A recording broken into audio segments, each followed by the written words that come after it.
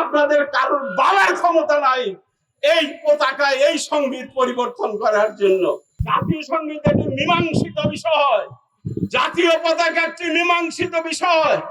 এই জাতীয় পতাকা এবং জাতীয় সংগীত নিয়ে আর একটিবার কোন শব্দ উচ্চারণ করলে এই দেশের জনগণ আবার ৭১-এর মতো আপনাদেরকে পরাজিত করবে। আমরা ভারতের সঙ্গে বন্ধুত্ব চাই, ভারতের জনগণ বাংলার জনগণ বন্ধু।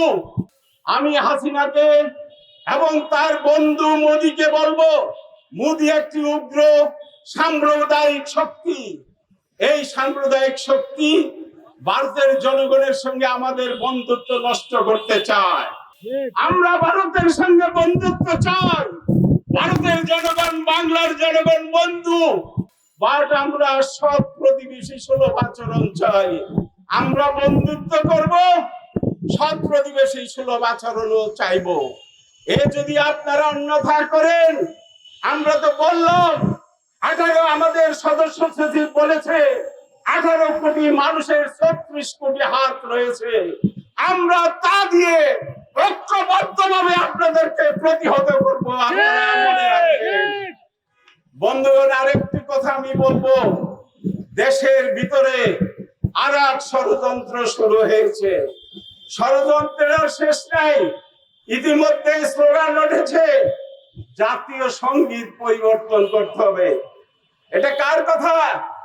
মৌলভী সাহেবরা এত আস্ফালন করছে আন্দোলনে। আমি যখন গুলি খেয়ে ওই গণস্বাস্থ্য হসপিটালে মৃত্যুর সঙ্গে লড়াই করতেছিলাম, তখন মামুনুল হক আপনার স্বরাষ্ট্রমন্ত্রীর সঙ্গে 24 তারিখ রাত্রে ওনার সঙ্গে বৈঠকে আপনি লিপ্ত ছিলেন। আর আজকে আপনার লোকজন বলে আমরা জাতীয় সঙ্গীত গাবো না। জাতীয় সঙ্গীত একটি মীমাংসিত বিষয়, জাতীয় পতাকা একটি মীমাংসিত বিষয়। এই জাতীয় পতাকা এবং জাতীয় সঙ্গীত নিয়ে আর একটিবার কোন শব্দ উচ্চারণ করলে এই দেশের জনগণ আবার ৭১-এর মতো আপনাদেরকে পরাজিত করবে। এই আশাবাদ আমি ব্যক্ত করছি, হুঁশিয়ার উচ্চারণ করছি এই সমাবেশ থেকে, প্রতিবাদ সভা থেকে। তাই বন্ধুগণ, আজকে অবশ্য জামাতে ইসলাম বলেছেন এতদিন পরে অরিন্দাম কহিলা বিষাদে, যে এটা তো আজমির বক্তব্য, জামাতে ইসলামের বক্তব্য নয়। আমি কারোর বিরুদ্ধে বক্তৃতা করার জন্য আসি নাই, সত্য কথা বলার জন্য এসেছি। আপনারা কাদের জাতীয় সঙ্গীত পরিবর্তন করবেন, কাদের জাতীয় পতাকা পরিবর্তন করবেন? আমরা রক্ত দিয়ে এই পতাকা এনেছি, রক্ত দিয়ে এই সঙ্গীত এনেছি। আপনাদের কারোর বলার ক্ষমতা নাই এই পতাকা এই সঙ্গীত পরিবর্তন করার জন্য। তাই আপনারা অত্যন্ত সচেতন থাকুন।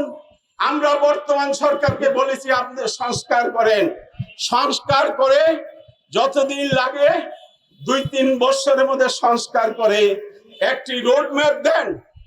আমরা সেই অনুযায়ী নির্বাচনে যাব।